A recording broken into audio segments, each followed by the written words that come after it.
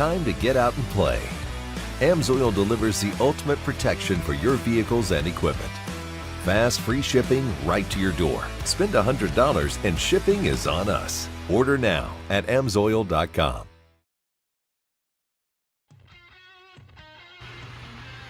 All right, guys, working on the Honda again, and today we're going to lower it. Super cheap.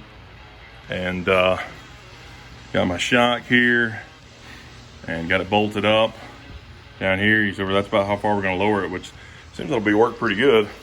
Now, I don't have a jack under it yet because you can do one side and just test fit and stuff.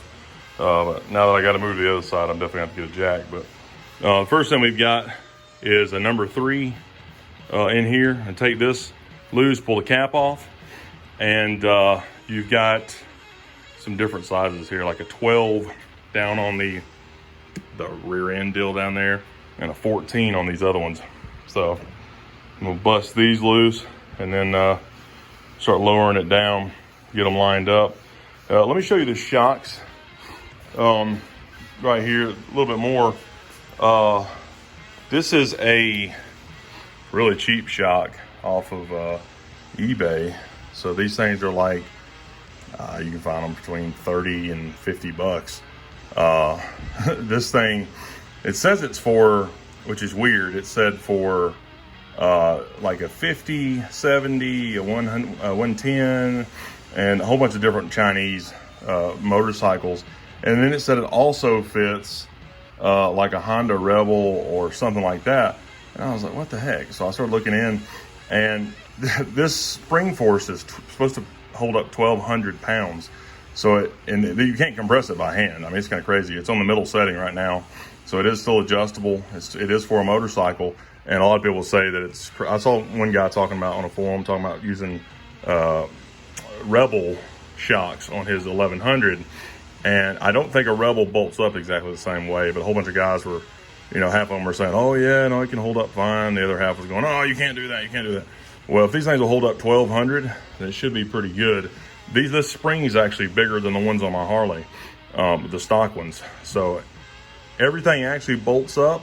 The only thing I had to do is remove the inner part of the bushing. So I had to use 2 sockets and kind of press that center bushing out, because on this bike, the bushing is actually made into the bolt down here.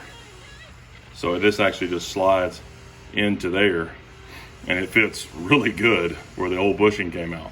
So that one's good. And then up here, the bushing is actually made into this, and this is just a tiny bolt. So I'll show you that on the other side. All right, those are the bushings right there, and you see I pulled out another one here.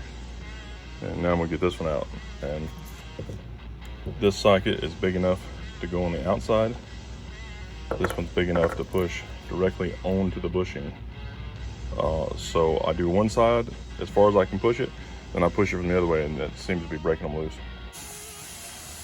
All right, so you see here that this bushing piece is kind of made into it, and you just have these small bolts on both of these.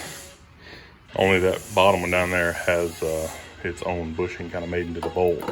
So I got it jacked up, obviously. Got one side off here, and I just got to work the bottom one off, and should be good. Throw this other shock on and lower it down, line them up.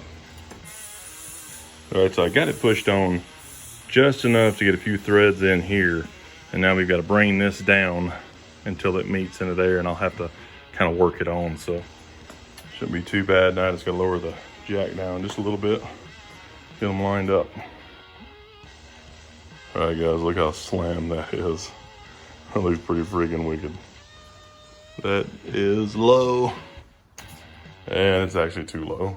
It's not gonna work for us. I didn't think it really would, but it was interesting to see, because I can see exactly how far these shocks will go.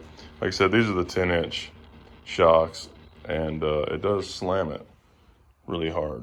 However, this brake can come in contact with that fender fairly easily, and if you get on there and just push down on the bike a little bit, you can get it to move, and it'll tap it. So it needs at least an inch or so from there. So that's not going to work, but they do look nice and clean, and you know, skinny little shocks on there. I think these are going to work pretty good on the chopper though, so we'll try it. All right, I got it jacked back up. Shocks are off. I got it jacked up to about 11 inches in here, so I get some 11-inch shocks. That's pretty much where it will sit, and that's not too bad. That's the arch of the wheel right at the arch of the fender there, so that might work. All right, guys, don't forget you can get $25 off of ceramic coating the Armor Shield 9 from Avalon King by putting HiRevz 25 in at checkout at avalonking.com.